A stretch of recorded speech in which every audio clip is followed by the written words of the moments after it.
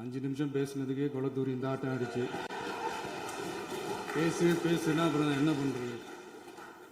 கடைசியா நான் இந்த உரையை முடிக்கிறதுக்கு முன்னாடி ஒரு முக்கியமான ஒரு விஷயம் பத்தி சொல்லணும். ஆளுநர் உரை அன்னைக்கு இந்த தமிழ் தாய் வாழ்த்துக்கு அப்புறம் தேசிய கீதம் பாடினது தப்பு, தேசிய கீதம் 2 முறை பாடினது தப்பு,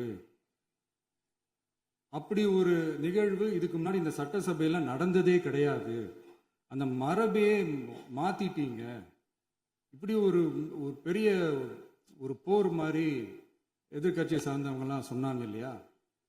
அந்த மாநில உரிமை போராளிகளை, அந்த மரபு காக்கிற உரிமை போராளிகளை ஒரே ஒரு கேள்விதான் கேட்கணும். 2021 ஆகஸ்ட் 2 ஞாபகம் இருக்கா?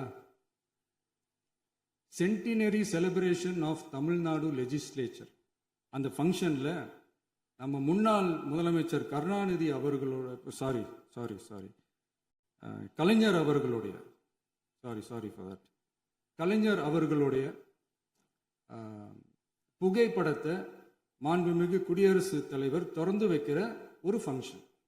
அந்த ஃபங்க்ஷன்ல national anthem followed by Tamil Thai Vazhthu அப்படின்னு அறிவிச்சது ஞாபகம் இருக்கா? அதாவது தேசிய கீதத்துக்கு அப்புறமா 2வது முறையா, நோட் திஸ் பாயிண்ட் மாண்புமிகு பேரவைத் தலைவர் அவர்களே, பிளீஸ் நோட் திஸ் பாயிண்ட். தேசிய கீதத்துக்கு அப்புறம் 2வது முறையாக தமிழ் தாய் வாழ்த்து பாடப்படும் அப்படின்னு சொன்னது ஞாபகம் இருக்கா? அதுவும் முத்தமிழ் அறிஞர் அப்படின்னு சொல்ற நம்ம கலைஞர் அவர்களுடைய அந்த புகைப்படம் வெளியிட்டு விழாவில் அவர் இருந்த இதே சபையில தமிழை 2வது இடத்துக்கு தள்ளினது யாருன்னு ஞாபகம் இருக்கா? அது மட்டும் இல்ல, அந்த தேசிய கீதத்தை நாட்டுப்பண் நேஷனல் ஆந்தம்னு சொல்லி அதே ஃபங்க்ஷன்ல கடைசியா ஃபங்க்ஷன் முடியும் போது செகண்ட் டைம் தேசிய கீதம் பாடினதும் ஞாபகம் இருக்கா? இதே அவையில் தான், அது அவை குறிப்பிலும் இருக்கிறது, இதே அவையில் தான் நடைபெற்றது.